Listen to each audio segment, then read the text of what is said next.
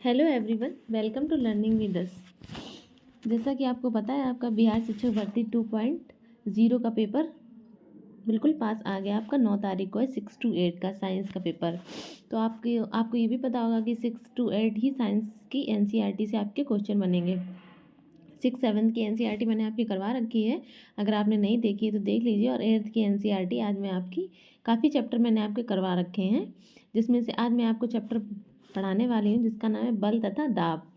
तो आइए देखते हैं। और अगर आपने नहीं चैप्टर पढ़े हैं तो बाकी आप पढ़ लीजिए, काफ़ी इंपॉर्टेंट चैप्टर हैं। कक्षा 8th के तो सबसे ज़्यादा इंपॉर्टेंट है। और अपना रिवीजन करते रहिएगा, पेपर सबके बहुत पास आ गए हैं। आराम से जाइएगा, आराम से आइएगा और पेपर को बहुत अच्छे से देकर आइएगा। आइए देखते हैं क्या है हम लोगों का पॉइंट। तो कौन से चैप्टर का नाम क्या था? बल तथा दाब, 10th चैप्टर है आपका। आइए देखते हैं। जमीन पर लुढ़कती हुई गेंद जैसी कोई गतिशील वस्तु धीमी हो जाती, कभी कभी यह अपनी गति की दिशा भी बदल सकती है। यह भी संभव है कि गेंद धीमी हो जाए तथा अपनी दिशा भी बदल ले। तो क्या है? कोई लुढ़कती हुई गतिशील वस्तु है, कभी कभी धीमी हो जाती है, कभी कभी क्या अपनी दिशा बदल लेती है। हॉकी का खिलाड़ी हॉकी से प्रहार करके किसी गतिशील गेंद की दिशा बदल देते हैं। इन सभी स्थितियों में गेंद की गति को या तो धीमा कर दिया जाता है अथवा इसकी गति को दिशा बदल दिया जाता है। मतलब कोई भी गेंद है तो हॉकी खेलते समय खिलाड़ी आपने देखा हो कि दिशा बदल, या तो दिशा को चेंज कर देते हैं या धीमी कर देते हैं। जब किसी गेंद को धक्का देते हैं, फेंकते हैं या ठोकर मारते हैं या प्रहार करते हैं तो उस पर क्या लगाया जाता है? बल। तो ये यही समझाना चाह रहे थे आपको कि बल किसको कहते हैं, इसी को कहते हैं। ठीक है, नेक्स्ट पॉइंट है बल अपकर्षण या अभिकर्षण। तो आपके यहाँ से क्वेश्चन बनते हैं कि बल अभिकर्षण है, अपकर्षण है या अभिकर्षण है। उठाना, खोलना, बंद करना, ठोकर मारना, हिट करना, प्रहार करना, धक्का देना, खींचना आदि ऐसी क्रियाएं जो प्राह कुछ कार्यों का वर्णन करने के लिए प्रयोग की जाती हैं। इनमें से प्रत्येक कार्य प्राह वस्तु की गति में से किसी प्रकार का परिवर्तन लाने का क्या करता है भाई? प्रयास करता है। इनमें से प्रत्येक कार्य को अभिकर्षण या खींचना या अपकर्षण या धक्का देना। अभिकर्षण का मतलब होता है खींचना और अपकर्षण का मतलब क्या होता है? धक्का देना होता है, अथवा दोनों के रूप में व्यक्त किया जा सकता है। विज्ञान में किसी वस्तु पर लगने वाले धक्के या अभिकर्षण या खिंचाव या अपकर्षण को बल कहते हैं। अतः हम कह सकते हैं कि वस्तुओं को दी गई गति बल लगाने के कारण होती है। आपका देखिए टाइम बहुत कम बचा है, तो मैं बहुत जल्दी जल्दी अब आपके चैप्टर करा रही हूँ ताकि आपके पास तक सारे चैप्टर पहुँच जाएं। बल अन्योन्य क्रिया के क्या हो के कारण लगते हैं। बल है जो वो अननोन क्रिया के कारण लगते हैं। बल लगने के लिए कम से कम दो वस्तुओं में अननोन क्रिया होनी आवश्यक है। इस प्रकार दो वस्तुओं के बीच अननोन क्रिया के कारण उनके बीच बल लगता है। मतलब बल जो होता है कि इस दो वस्तुओं के बीच अननोन क्रिया के कारण बल लगता है। ठीक है, यदि किसी वस्तु पर दो बल विपरीत दिशा में कार्य करते हैं तो इस बल लगने वाला बल या नेट बल दोनों बलों के अंतर के क्या बराबर होता है। रस्सा कशी के खेल में जब दो टोनियां रस्से पर बराबर बल लगाकर खींचती तो रस्सा किसी भी दिशा में नहीं जाता। इस प्रकार बल एक दूसरे पर बड़ा या छोटा हो सकता है। नेक्स्ट पॉइंट है बल की प्रबलता प्राय इसके परिणाम से नापी जाती है। किससे नापी जाती है भाई? परिणाम से नापी जाती है। बल के बारे में बताते समय हमें उस दिशा का उल्लेख करना भी आवश्यक है जिसमें बल कार्य करता है। यदि लगाए गए बल की दिशा परिणाम में परिवर्तन हो जाए तो इसका प्रभाव भी बदल जाता है। मतलब लगाए हुए बल जो होता है वो उसकी जो दिशा बदल जाए तो इसको क्या कहते हैं? क्या कहते हैं? इसका प्रभाव बदल जाए तो इसको क्या कहते हैं? परिमाण में परिवर्तन कहते हैं। नेट बल क्या है? नेट बल समान रूप में किसी वस्तु पर एक से अधिक लगे हो सकते हैं। क्या सामान्य रूप में किसी वस्तु पर एक से अधिक क्या लगे हो सकते हैं भाई? बल लगे हो सकते हैं, तथापि वस्तु पर इसका प्रभाव नेट बल के कारण ही हो सकता है। आइए नेक्स्ट पॉइंट है हम लोग का देखते हैं। नेक्स्ट हेडिंग है बल द्वारा वस्तु की गति में अवस्था परिवर्तन। मतलब बल के द्वारा हम किसी वस्तु की अवस्था परिवर्तन किस प्रकार करते हैं देखते हैं। यदि लगाया गया बल गति की दिशा में है तो वस्तु की चाल बढ़ जाती है। मतलब लगाया हुआ बल अगर बल की दिशा में, मतलब इधर बल लगाया जा रहा है, ठीक है, और इधर ही वस्तु की चाल है तो क्या होगी? चाल हम लोगों की बढ़ जाती है। यदि बल वस्तु की दिशा की विपरीत दिशा में बल लगाए तो वस्तु की चाल क्या हो जाती है भाई? कम हो जाती है। वॉलीबॉल के खेल में खिलाड़ी प्राय विजयी चाल बनाने के लिए गतिशील गेंद को धकेल कर अपनी टीम को साथियों के साथ पहुंचा देते हैं। कभी कभी जोर से प्रहार करके गेंद को मैदान के दूसरी ओर पहुंचा दिया जाता है। क्रिकेट में बल्लेबाज बल्ले से गेंद पर लगाकर अपना शॉट खेलते हैं। क्या खेलते हैं? शॉट खेलते हैं। इन सभी उदाहरणों में बल लगने के कारण गतिशील गेंद की चाल तथा दिशा बदल जाती है। आइए नेक्स्ट पॉइंट देखते हैं हम लोग। किसी वस्तु की चाल अथवा उसकी गति की दिशा अथवा दोनों में होने वाले परिवर्तन को इसकी गति की अवस्था में परिवर्तन द्वारा व्यक्त किया जाता है, तथा बल द्वारा किसी वस्तु की गति में अवस्था परिवर्तन लगाया जा सकता है। आइए नेक्स्ट पॉइंट हम लोग देखते हैं। अनेक बार बल लगाने पर भी वस्तु की गति की अवस्था में परिवर्तन नहीं होता। उदाहरण के लिए एक भारी संदूक आपके द्वारा अधिकतम बल लगाए जाने पर फिर गति ना करे। इस प्रकार यदि आप किसी दीवार को धकेलने का प्रयास करेंगे तो उस पर आपको बल का कोई प्रभाव नहीं दिखाई देगा। मतलब अगर आप किसी दीवार में बल लगाएंगे तो उस पर आपको कोई बल का प्रभाव नहीं दिखाई देगा, ये तो आपको भी पता है। आइए गति की अवस्था देखते हैं हम लोग। किसी वस्तु की गति की अवस्था का वर्णन इसकी चाल तथा दिशा गति की दिशा के से किया जाता है। विराम अवस्था को शून्य चाल की अवस्था माना जाता है। कोई वस्तु विराम अवस्था में अथवा गतिशील में हो सकती, दोनों ही इसकी गति की क्या है अवस्था है। मतलब कोई वस्तु विराम अवस्था को शून्य चाल की अवस्था माना जाता है और कोई विराम अवस्था में गतिशील हो सकती है। नेक्स्ट हेडिंग बल द्वारा वस्तु की आकृति में परिवर्तन। आइए बल द्वारा वस्तु की आकृति में परिवर्तन देंगे। फर्स्ट हेडिंग है बल। किसी वस्तु को विराम अवस्था में गति में लाया जाता है। कोई वस्तु विराम अवस्था में तो उसको बल द्वारा क्या गति में लाया जा सकता है। जैसे कोई खड़ा हुआ है, ठीक है, विराम अवस्था में खड़ा, आप उसको पीछे से धक्का देते हैं तो वो गति में आके थोड़ा सा आगे पहुंच जाएगा, तो इसको क्या गति ला सकते हैं। गतिशील वस्तु की चाल में परिवर्तन कर सकते हैं। गतिशील वस्तु की दिशा में परिवर्तन कर सकते हैं। वस्तु की आकृति में परिवर्तन ला सकता है। इनमें से कुछ अथवा सभी प्रभावों को उत्पन्न कर सकते हैं। यदि बल इनमें से एक या अधिक प्रभावों को उत्पन्न कर सकते, तथापि इनमें से कोई भी प्रभाव बगैर बल लगाए उत्पन्न नहीं हो सकता था। कोई वस्तु बिना बल लगाए अपने आप में गति नहीं आ सकती, अपने आप में दिशा परिवर्तन नहीं कर सकता, अपने आप आकृति में परिवर्तन नहीं ला सकती है। संपर्क बल। आइए देखते हैं हम लोग संपर्क बल क्या है। सबसे पहले संपर्क बल में देखिए पेशी बल। समानतः किसी वस्तु पर लगाने के लिए आपके शरीर का वस्तु के साथ संपर्क होना चाहिए। संपर्क किसी छड़ी या रस्सी की सहायता से भी हो सकता है। जब किसी वस्तु जैसे आपने विद्यालय के बस्ते को धकेला है या पानी की बाल्टी को उठाते हैं तो यह बल शरीर की मांसपेशियों द्वारा लगता है। हमारी मांसपेशियों के क्रिया स्वरूप लगने वाले बल को क्या कहते हैं, पेशी बल कैसे। जो हमारी मांसपेशियों से बल लगता है तो उनको क्या कहते हैं, पेशी बल कहते हैं। इनसे आपके क्वेश्चन बनते भी हैं, जैसे बाल्टी को उठाना, कुआं से पानी को खींचना, तो ये सब पेशियों के द्वारा होता है, तो पेशी बल कहते हैं। पशु भी अपने शारीरिक क्रियाकलाप तथा अन्य कार्यों को करने के लिए पेशी बल का उपयोग करते हैं। बैल, घोड़े, गधे, ऊंट जैसे पशु हमारे लिए विभिन्न कार्य करने के लिए क्या है, उपयोग किए जाते हैं। नेक्स्ट पॉइंट है इन कार्यों को करने के लिए पेशी बल का उपयोग करते हैं, क्योंकि पेशी बल तभी लगाया जा सकता है जब पेशियां किसी वस्तु के संपर्क में हो, इसीलिए इसे संपर्क बल भी कहते हैं। आइए नेक्स्ट पॉइंट हम लोग देखते हैं घर्षण। फर्श पर लुढ़कने वाली गेंद धीरे धीरे धीमी होती जाती है और अंत में रुक जाती है। साइकिल चलाते समय जब हम पैडल चलाना बंद कर देते हैं तो ये धीरे धीरे धीमी होती है और अंत में रुक जाती है। किसी कार या स्कूटर इंजन को बंद कर देने पर वह भी कुछ समय बाद क्या हो जाता है, रुक जाता है, ठीक है। इसी प्रकार नाव भी खेना बंद कर देने पर कुछ दूर चलकर क्या हो जाती है, हम लोगों की रुक जाती है। नेक्स्ट पॉइंट है कि इन सभी स्थितियों में वस्तुओं पर कोई बल लगाना प्रतीत नहीं होता है, फिर भी इनकी चाल धीरे धीरे कम होती जाती है और अंत में ये विराम अवस्था में आ जाती है। इन सभी उदाहरणों में वस्तुओं की गति की अवस्था में परिवर्तन के कारण क्या होता है, घर्षण बल होता है।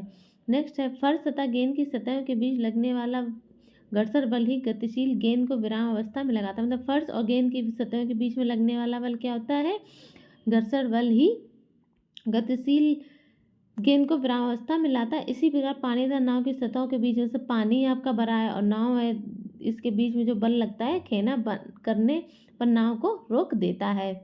आइए देखते हैं नेक्स्ट पॉइंट क्या हम लोग, घर्षण बल सभी गतिशील वस्तुओं पर लगता है। मतलब जितनी भी गतिशील वस्तु उनमें क्या लगता है, घर्षण बल लगता है। इसकी दिशा सदैव गति की दिशा के विपरीत होती है, क्योंकि घर्षण बल दो सतहों के बीच संपर्क के कारण उत्पन्न होता है, इसलिए यह भी संपर्क बल का उदाहरण, मतलब ये संपर्क बल का उदाहरण है। असंपर्क बल। आइए देते हैं असंपर्क बल में पहला कौन है, चुंबकीय बल। दो चुम्बकों के समान ध्रुव एक दूसरे को क्या प्रतिकर्षण करते हैं तथा असमान ध्रुव एक दूसरे को आकर्षण करते हैं। जो समान ध्रुव होंगे एक दूसरे को प्रतिकर्षण करेंगे और जो असमान ध्रुव होंगे एक दूसरे को आकर्षण करेंगे। दो वस्तुओं के बीच आकर्षण तथा प्रतिकर्षण को भी खींचना एक धक्का देने के रूप में देखा जा सकता है। आइए नेक्स्ट पॉइंट हम लोग का कि जब चुंबक दूसरे चुंबक पर बगैर संपर्क में लाए आए ही बल लगा सकता है। तो चुंबक द्वारा लगाया गया बल असंपर्क बल का क्या है, एक उदाहरण है। इसी प्रकार चुंबक द्वारा किसी लोहे के टुकड़े पर लगाया गया बल भी क्या है, असंपर्क बल है। स्थिर वैद्युत बल, आइए देखते हैं स्थिर वैद्युत बल क्या है। कागज की शीट से रगड़े जाने पर स्ट्रॉ स्थिर वैद्युत आवेश उपार्जित कर लेता है। ऐसा स्ट्रॉ आवेशित वस्तु का एक उदाहरण है। एक आवेशित वस्तु द्वारा किसी दूसरी आवेशित अथवा अनावेशित वस्तु पर लगाया गया बल स्थिर वैद्युत बल कहलाता है। वस्तुओं के संपर्क में न होने पर भी यह बल कार्य करता है, इसलिए स्थिर वैद्युत बल असंपर्क बल का क्या है, एक अन्य उदाहरण है। आइए नेक्स्ट हम लोग पॉइंट देखते हैं, क्या है, गुरुत्वाकर्षण बल। नेक्स्ट क्या है हम लोगों का, गुरुत्वाकर्षण बल। यदि कोई सिक्का या पेन आपके हाथ से छूट जाए तो यह धरती की ओर गिरता है। पेड़ से अलग होने के पश्चात पत्तियां या फल धरती की ओर गिरती हैं। जब सिक्का आपके हाथ पकड़ा हुआ है तो यह विराम अवस्था में है। जैसे ही इसको छोड़ा जाता है तो यह नीचे की ओर गिरना प्रारंभ हो जाता है। इससे स्पष्ट है कि सिक्के की गति की अवस्था में क्या हो रहा है भाई, परिवर्तन होता है। नेक्स्ट पॉइंट हम लोगों का है, वस्तुएं पृथ्वी की ओर इसलिए गिरती हैं क्योंकि ये उन्हें अपनी ओर आकर्षित करती हैं। इस बल को गुरुत्व बल या केवल गुरुत्व कहते हैं। यह एक आकर्षक बल है। गुरुत्व बल प्रत्येक वस्तु पर लगता है, मतलब जो गुरुत्व बल है वो हम लोग का प्रत्येक वस्तु पर लगता है। गुरुत्व बल हम सभी पर हर समय बिना अपनी जानकारी के लगाता रहता है। जैसे ही हम कोई नल खोलते हैं पानी धरती की ओर बहने लगता है। गुरुत्व बल के कारण ही नदियों में पानी नीचे की ओर बहता है। दाब, किसी पृष्ठ के प्रति एकांक क्षेत्रफल पर लगने वाले बल को क्या कहते हैं, हम लोग दाब कहते हैं। दाब बराबर क्या होता है हम लोगों का, बल बटे क्षेत्रफल जिस पर यह लगता है। ठीक है, आइए नेक्स्ट पॉइंट देखते हैं हम लोग। यदि बल बराबर हो तो पृष्ठ का क्षेत्रफल जितना कम होगा उस पर दाब उतना ही अधिक, मतलब अगर बल बराबर, अगर पृष्ठ का क्षेत्रफल जितना कम है तो उस पर दाब क्या होगा, उतना ही अधिक लगेगा। कील के नुकीले सिरे का क्षेत्रफल इसके शीर्ष की अपेक्षा बहुत कम है, लेकिन इसीलिए वह बल कील के नुकीले सिरे को लकड़ी के तख्ते में ठोकने के लिए पर्याप्त दाब उत्पन्न करता है। आपने भी देखा जितनी नुकीली, जैसे नुकीली ये क्या कील है तो आपने देखा कितनी जल्दी ठुक जाती है, क्योंकि उसमें क्षेत्रफल कम है पर दाब अधिक लग रहा है। वायुमंडलीय दाब, हमारे चारों ओर वायु, वायु के इस आवरण को वायुमंडल कहते हैं। वायुमंडलीय वायु पृथ्वी के तल से कई किलोमीटर ऊपर तक फैली हुई। इस वायु द्वारा लगाए गए दाब को वायुमंडलीय दाब कहते हैं। प्रति एकांक क्षेत्रफल पर लगने वाले बल को क्या कहते हैं, हम लोग दाब कहते हैं। यदि एक इकाई क्षेत्रफल के ऊपर वायु से भरा एक लंबा बेलन खड़ा करें तब इस बेलन में वायु का भार वायुमंडलीय दाब के क्या बराबर होगा। एक पृष्ठ पर दबाया हुआ रबड़ का चूसक है। जब चूसक को दबाते हैं तो कप तथा पृष्ठ के बीच की अधिकांश वायु क्या होती है, बाहर निकल जाती है। नेक्स्ट, चूसक पर वायुमंडलीय दाब लगता है। किस पर, चूसक पर लगता है, इसलिए यह पृष्ठ के साथ चिपक जाता है। चूसक के पृष्ठ से खींचकर अलग करने के लिए लगाया गया बल इतना अधिक होना चाहिए कि यह वायुमंडलीय दाब पर पार ना पा सके, मतलब इतना अधिक दाब लगा हो। ठीक है, वास्तव में यदि चूसक तथा पृष्ठ के बीच में से समस्त वायु को निकाल दिया जाए तो किसी भी मनुष्य के लिए चूसक पृष्ठ से खींचकर अलग करना क्या होगा भाई, संभव नहीं होगा। एक 10 सेंटीमीटर इंटू 10 सेंटीमीटर क्षेत्रफल तथा वायुमंडल की ऊंचाई के बराबर ऊंचाई के स्तर में वायु का भार लगभग कितना 1000 किलोग्राम होता है। इस भार के नीचे दबने का कारण यह है कि शरीर के अंदर का दाब भी वायुमंडलीय दाब के क्या होता है, बराबर होता है। कैसा होता है, बराबर, और यह बाहर के दाब को निरस्त कर देता है। आइए कुछ इंपॉर्टेंट फैक्ट देखते हैं। बल धक्का देना, आकर्षित करना या खींचना, अभिकर्षित करना हो सकता है। बल दो वस्तुओं के बीच अननोन क्रिया के कारण लगता है। बल का परिणाम तथा दिशा दोनों होते हैं, मतलब जो बल है उसका परिणाम व दिशा दोनों होते हैं। और बल दो वस्तुओं के बीच अननोन क्रिया के कारण लगता है। ठीक है, इस चीज़ को आप लोग याद रखिएगा। किसी वस्तु की चाल में परिवर्तन अथवा गति की दिशा में परिवर्तन अथवा दोनों में होने वाले परिवर्तन का अर्थ है इसकी गति की अवस्था में क्या परिवर्तन होना, मतलब किसी वस्तु की चाल में परिवर्तन तथा गति की दिशा में परिवर्तन, दोनों वाले परिवर्तन का अर्थ क्या है, इसकी गति की अवस्था में परिवर्तन होना। ठीक है, किसी वस्तु पर लगने वाला बल उसकी गति की अवस्था में उसकी आकृति में परिवर्तन कर सकता है। किसी वस्तु पर लगने वाला बल उसके साथ संपर्क में आने पर या संपर्क में आए बगैर लग सकता है। नेक्स्ट पॉइंट है हम लोग का, प्रति एकांक क्षेत्रफल पर लगने वाले बल को दाब कहते हैं। द्रव तथा गैसें बर्तन को दीवार पर दाब लगाते हैं। द्रव तथा गैसों बर्तन की दीवार पर क्या दाब लगाते हैं। आइए नेक्स्ट पॉइंट हम लोग का, घर्षण। केवल वाहन ही नहीं वस्तु भी कोई भी वस्तु जो किसी अन्य वस्तु के पृष्ठ पर गति कर रही होती है उस स्थिति में भी मंद हो जाती है जब उस पर कोई बाहरी बल ना लगाया जाए अथवा वह रुक जाती है। क्या समझ में आया आपका?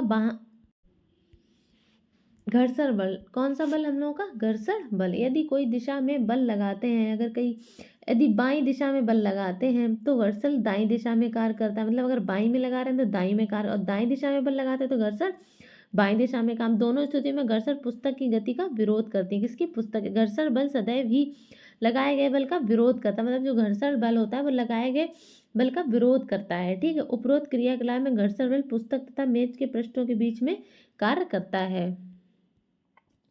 घर्षण बल को प्रभावित करने वाले कारक। घर्षण संपर्क में आने वाले दो पृष्ठों की अनियमितताओं के कारण होता है। ऐसे पृष्ठ जो देखने में बहुत चिकने लगते हैं उनमें भी बहुत सारी सूक्ष्म अनियमितताएं होती हैं। जो पृष्ठों की अनियमितताएं एक दूसरे के भीतर क्या होती हैं भाई? धस जाती हैं। जब एक पृष्ठ पर दूसरे पृष्ठ को गति कराने का प्रयास करते हैं तो इस अंतर संबंध पर पार पाने के लिए कुछ बल लगाना पड़ता है। खुरदरे रूक्ष पृष्ठों पर ये अनियमितताएं अधिक संख्या में होती हैं। यदि पृष्ठ रूक्ष हो तो घर्षण बल क्या होता है हम लोगों का? अधिक होता है। नेक्स्ट पॉइंट है, दो पृष्ठों के बीच अनियमितताओं से अंधा संबंध के कारण घर्षण बल होता है। स्पष्ट है कि यदि पृष्ठों को बल पूर्वक दबाएं तो घर्षण में वृद्धि हो जाती। किसी चटाई को उस समय खींच कर सकते हैं जब उस पर कोई व्यक्ति नहीं बैठा है तथा जब कोई व्यक्ति उस पर बैठा तो इसमें कौन सा कार्य आसान है? नेक्स्ट पॉइंट है, विराम अवस्था में किसी बॉक्स को गतिशील करना अथवा किसी गतिशील बॉक्स को उसकी दिशा में सरकाना। किसी रुकी हुई वस्तु को विराम से गति प्रारंभ करने की स्थिति में घर्षण पर पार पाने के लिए वस्तु पर लगाए जाने वाला स्थैतिक घर्षण की माप होती है। नेक्स्ट पॉइंट है, इसके विपरीत किसी वस्तु को उसकी चाल से गतिशील रखने के लिए आवश्यक बल उसके सर्पी घर्षण की क्या होती है? माप होती है। नेक्स्ट पॉइंट हम लोगों का है, आइए देखते हैं। जब बॉक्स सरकना आरंभ कर देता है तो उसके पृष्ठ के संपर्क बिंदुओं को उतना समय नहीं मिल पाता है कि वे फर्श के संपर्क बिंदुओं में धंस सके। अतः सर्पी घर्षण स्थैतिक घर्षण से कुछ कम होता है। इसलिए किसी बॉक्स में गति आरंभ करने की अपेक्षा पहले से ही गतिमान बॉक्स की गति बनाए रखना क्या होता है? सरल होता है। घर्षण हानिकारक परंतु अनिवार्य। घर्षण क्या है? हानिकारक भी है परंतु अनिवार्य है। यदि घर्षण ना हो तो आप पेन अथवा पेंसिल से नहीं लिख सकते हैं। जब चौक से श्यामपट्ट पर लिखते हैं तो श्यामपट्ट का रुज पृष्ठ रगड़ द्वारा चाक के कुछ कणों को उतार देता है जो श्यामपट्ट से चिपक जाते हैं। इस प्रकार श्यामपट्ट पर लिखावट दिखाई देती है आपकी। यदि सड़क तथा वाहन के टायरों के बीच घर्षण ना हो तो वाहनों को ना तो गति आरंभ की जा सकती और ना ही उन्हें रोका जा सकता, ना ही दिशा परिवर्तन की सकती। ये सब किस लिए होता है? घर्षण बल के कारण होता है। यहाँ से आपके क्वेश्चन में एग्जाम में क्वेश्चन बन सकते हैं। ठीक है। यदि कोई वस्तु गति आरंभ कर दे तो वह कभी नहीं रुकेगी यदि वहाँ घर्षण ना हो। आप दीवार में कील नहीं ठोक पाते हैं अथवा धागे में गांठें नहीं बांध पाते। घर्षण के बिना कोई भवन निर्माण नहीं हो सकता। ये सब किसके कारण होता है? घर्षण के कारण होता है। इसके विपरीत घर्षण हानिकारक है। घर्षण के कारण वस्तुएं घिस जाती हैं, चाहे वह पेंच हो, बॉल हो, बेयरिंग हो अथवा जूतों के सोल ही क्यों ना। घर्षण से ऊष्मा भी उत्पन्न हो सकती है। कुछ मिनटों तक अपनी हथेलियों को एक दूसरे के साथ रगड़ कीजिएगा तो आप देखना उससे क्या ऊष्मा उत्पन्न होती है। विद्युत मिक्सर को कुछ मिनट तक चलाने पर उसका जार गर्म हो जाता है। वास्तव में हम किसी मशीन का उपयोग करते हैं तो घर्षण से उत्पन्न ऊष्मा के कारण अत्यधिक ऊर्जा क्या होती है? नष्ट हो जाती। घर्षण बढ़ाना तथा घटाना। क्या? घर्षण का बढ़ाना तथा घटाना।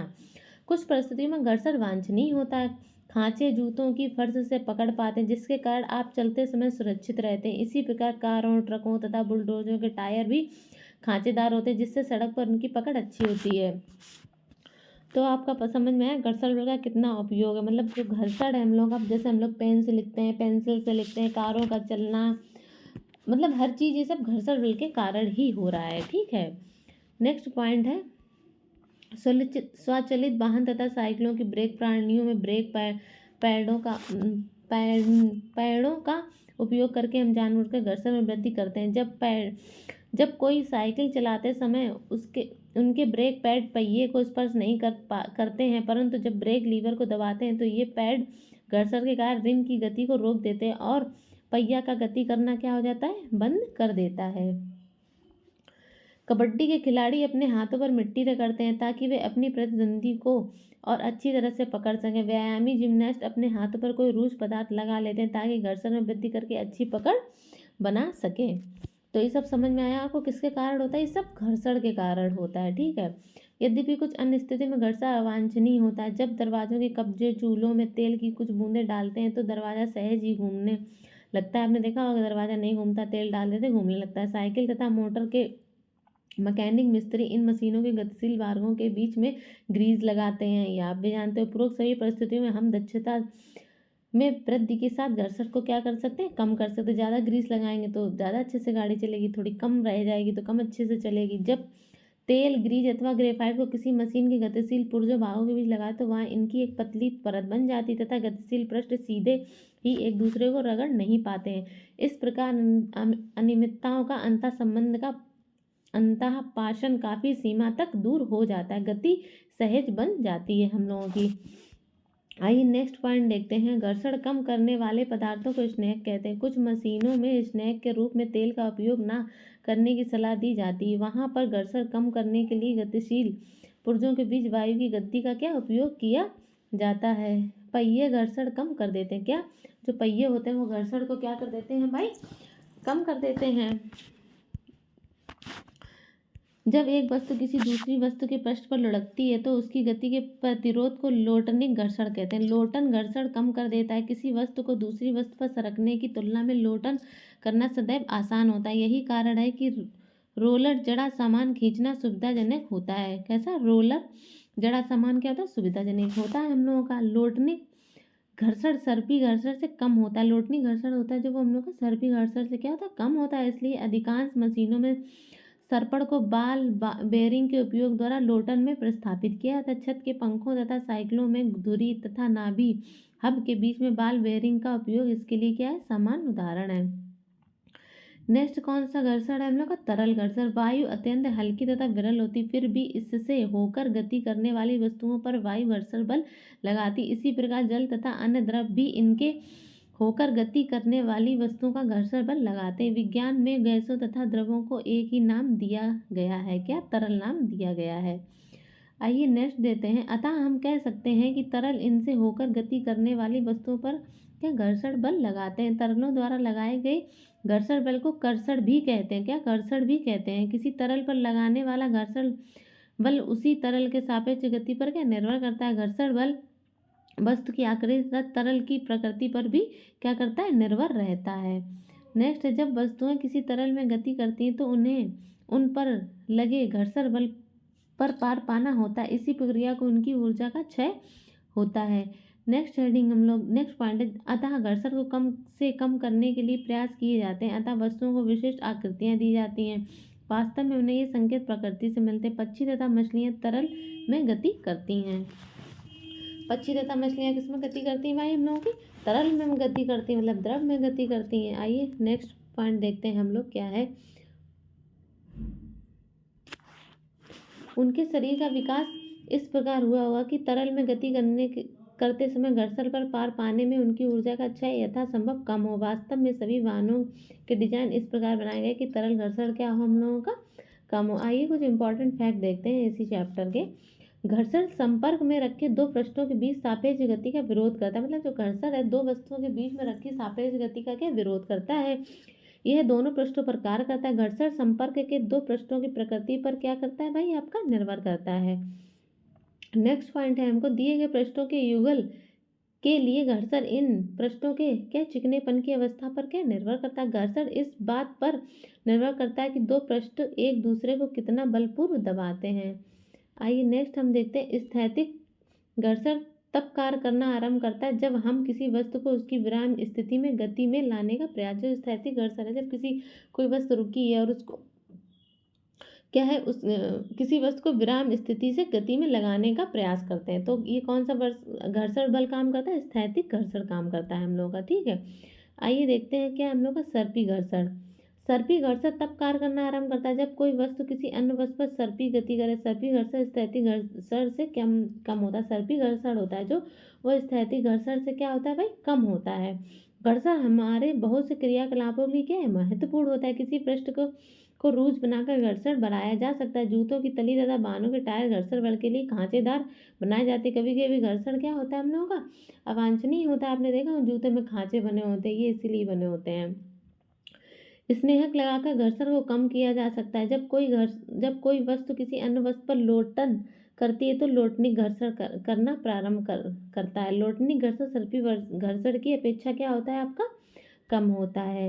आइए देखते हैं कई मशीनों में बॉल बेयरिंग का उपयोग करके घर्षण को क्या कम किया जाता है। तरल में गति करने वाली वस्तुओं को उचित आकृति प्रदान करके क्या घर्षण बल को हम क्या करते हैं कम किया जा सकता है। तो आपका जो ये 11th चैप्टर था क्या नाम था इसका आपका बल तथा गति, क्या नाम था इसका बल तथा दाब नाम था इसका आपका 11th चैप्टर आपका फिनिश होता है। आइए हम लोग का 12th चैप्टर देखते हैं। ये भी बहुत छोटा सा चैप्टर है ध्वनि, तो इसको भी फटाफट हम लोग देख लेते हैं। ठीक है, छोटा है पर आपका इम्पोर्टेंट है ये चैप्टर ध्वनि। ठीक है, जब ध्वनि का जीवन में एक महत्वपूर्ण स्थान, जब एक दूसरे से संपर्क करने में हमारी सहायता करती है। अपने चारों ओर विभिन्न प्रकार की ध्वनियाँ सुनाई पड़ती हैं। ये भी भाई बात सही है, ध्वनि हमारे जीवन के लिए बहुत ही इम्पोर्टेंट है। ध्वनि कंपित वस्तुओं द्वारा उत्पन्न, किसी वस्तु की अपनी माध्य स्थिति के इधर उधर या आगे पीछे होने वाली गति को कंपन कहते हैं। जब कसकर तानित एक रबड़ के छल्ले को या कर्षित करते हैं या बीच से खींचकर छोड़ते हैं तो यह कंपन करता है और ध्वनि उत्पन्न करता है। जब यह कंपन करना बंद कर देता है तो क्या ध्वनि बंद हो जाती है। ठीक है, कंपायन वस्तुएं ध्वनि उत्पन्न करती हैं। कुछ स्थितियों में ये कंपन आसानी से दिखाई देते हैं, लेकिन अधिकांश स्थितियों में उनका आयाम क्या होता है इतना कम होता है कि उन्हें देख नहीं पाते, तथापि इन कंपनों का अनुभव कर सकते हैं। आइए देखते हैं वाद्य यंत्र। वाद्य यंत्र क्या है। जब हम किसी वाद्य यंत्र जैसे सितार के तार को कर्षित करते हैं तो हमें केवल तार की ही ध्वनि सुनाई नहीं देती है, वास्तव में संपूर्ण यंत्र कंपन करता है। इस पूरे यंत्र के कंपन से ध्वनि क्या होती है उत्पन्न ध्वनि को हम क्या करते हैं सुन सकते हैं। इसी प्रकार जब हम किसी मृदगम की झिल्ली पर आघात करते हैं तो हमें केवल झिल्ली की आवाज़ ही नहीं सुनाई देती बल्कि संपूर्ण यंत्र की आवाज़ सुनाई देती है। आइए देखते हैं मनुष्यों या मानवों द्वारा उत्पन्न ध्वनि। मानवों में ध्वनि का वाक यंत्र या कंठ द्वारा उत्पन्न होती है। शरीर का वह भाग वाक यंत्र या साउंड बॉक्स कहलाता है। यह श्वसन नली के ऊपरी सिरे से होता है। वाक यंत्र या कंठ के आर पार दो वाक तंत्र इस प्रकार तनित होते हैं जो उनके बीच वायु को निकलने के लिए संकीर्ण क्या होते हैं झिरी बनी होती है, संकीर्ण झिरी बनी होती है। जब फेफड़े वायु को बलपूर्वक झिरी से बाहर निकालते हैं तो वाक तंतु कंपित होते हैं जिससे ध्वनि उत्पन्न होती है। वाक तंतुओं से जुड़ी मांसपेशियां तंतुओं का तना या क्या होता है ढीली कर सकती हैं। नेक्स्ट पॉइंट है हम लोगों का, जब वाक तंतु तने हुए और पतले होते तब वाक ध्वनियाँ का इस प्रकार उनकी गुणता या उस वाक ध्वनि से भिन्न होती है जो वाक तंतु ढीले या क्या होते हैं हम लोगों के मोटे होते हैं। वाक तंतुओं पुरुषों के वाक तंतुओं की लंबाई 20 mm होती है, महिलाओं में इसकी लंबाई 15 mm होती है। बच्चों में वाक तंतु बहुत छोटे होते हैं, यही कारण है कि पुरुषों में महिलाओं तथा बच्चों की वाक ध्वनियाँ क्या होती हैं हम लोगों की भिन्न भिन्न होती हैं। नेक्स्ट हेडिंग है ध्वनि संचरण के लिए माध्यम की आवश्यकता होती है। गिलास में वायु की मात्रा कम होना और घंटी में प्रबलता कम होने के संबंध है। वास्तव में यदि गिलास में से सारी वायु बाहर खींच पाते तो ध्वनि क्या होती पूरी तरह से सुनाई देना बंद हो जाती है। इसका कारण यह है कि ध्वनि को संचरण एक जगह से दूसरी जगह जाने के लिए कोई माध्यम चाहिए, मतलब ध्वनि को माध्यम चाहिए। जब किसी बर्तन में से वायु पूरी तरह निकाल दी जाती है तो कहा जाता है कि बर्तन में निर्वात है। ध्वनि निर्वात में क्या होती है संचरित नहीं होती। ये क्वेश्चन पूछा जाता है कि ध्वनि कहाँ संचरित नहीं होती है, तो ये निर्वात में संचरित नहीं होती है। ठीक है, ध्वनि लकड़ी या धातु में चल सकती है, लकड़ी और धातु में चल सकती है। वास्तव में ध्वनि किसी ठोस में संचरण कर सकती है, ध्वनि डोरियों में भी चल सकती है। कंपायन वस्तुएं ध्वनि उत्पन्न कर सकती हैं तथा यह किसी माध्यम में सभी दिशाओं में क्या संचरित हो सकती हैं। ध्वनि कानों द्वारा सुनते हैं। ध्वनि किसके द्वारा सुनते हैं? कानों द्वारा सुनते हैं। कानों की बाहरी भाग की आकृतियाँ कीप फनल जैसी होती हैं। जब ध्वनि इनमें प्रवेश करती हैं तो एक नलिका से गुजरती हैं जिसके सिरे पर एक पतली झिल्ली दृढ़ता से तनित होती है, यही कड़ पटह कहते हैं। ठीक है, क्या कहते हैं? यह डर्म कहते हैं। यह एक महत्वपूर्ण कार्य करता है। क्या करता है? यह एक इम्पॉर्टेंट कार्य करता है। कड़ पटह एक तानित रबड़ की सीट के समान होता है। ध्वनि के कंपन कर्ण फटय को कंपित करते हैं। कर्ण फटय कंपनों के आंतर कर्ण तक भेज देता है, वहां से संकेतों को मस्तिष्क तक भेज दिया जाता है। इस प्रकार हम ध्वनि को क्या करते हैं भाई, सुनते हैं। कंपन का आयाम, आवर्तकाल तथा आवृत्ति, ये आपका इम्पोर्टेंट है। किसी वस्तु का बार बार इधर उधर गति करना कंपन, मतलब बार बार इधर उधर गति करना या कंपन करा जाता है। इस गति को दोलन गति भी कहते हैं। प्रति सेकंड होने वाली दोलनों की संख्या दोलन की आवृत्ति कहते हैं। आवृत्ति को हर्ट्ज में मापा जाता है। इसका संकेत क्या होता है, एच और जेड है। एच जेड आवृत्ति का दोलन प्रति सेकंड के बराबर होता है। आयाम तथा आवृत्ति किसी ध्वनि के दो महत्वपूर्ण गुण हैं। कौन, आयाम तथा आवृत्ति किसी ध्वनि के क्या है, महत्वपूर्ण गुण है भाई। प्रबलता तथा तारत्व, क्या है, प्रबलता तथा आपका तारत्व। ध्वनि की प्रबलता इसके आयाम पर निर्भर करती है। ध्वनि की प्रबलता किसके, इसके आयाम पर निर्भर करती है। जब किसी कंपित वस्तु का आयाम अधिक होता है तो इसके द्वारा उत्पन्न ध्वनि प्रबल होती है। जब आयाम छोटा है तो ये ध्वनि क्या होती है, आपकी मंद होती है। चाहे दोनों ध्वनियाँ समान रूप से प्रबल हों, फिर भी उनमें कुछ भिन्नता है। आवृत्ति ध्वनि की तीक्ष्ण या तारत्व को क्या निर्धारित करती है। यदि कंपन की आवृत्ति अधिक है तो ध्वनि तीखी, यदि कंपन की आवृत्ति कम है तो ध्वनि का क्या है, तारत्व हम लोगों का कम है। उदाहरण के लिए ढोल मंद आवृत्ति से कंपित होता है, इसलिए यह कम तारत्व की ध्वनि उत्पन्न करता है। दूसरी ओर सीटों की आवृत्ति अधिक होती है, इसलिए अधिक तारत्व की ध्वनि उत्पन्न करती है।